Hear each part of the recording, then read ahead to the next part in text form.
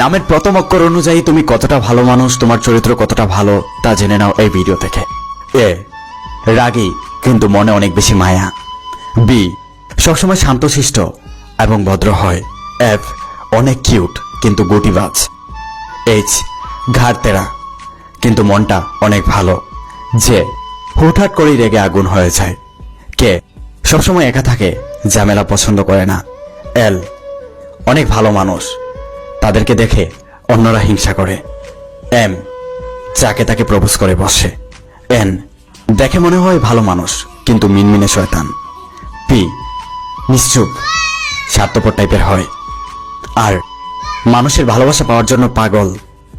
S এদের মন বোঝা অনেক কঠিন। টি অনেক ভালো মানুষ, এক কথায় অতুলনীয়।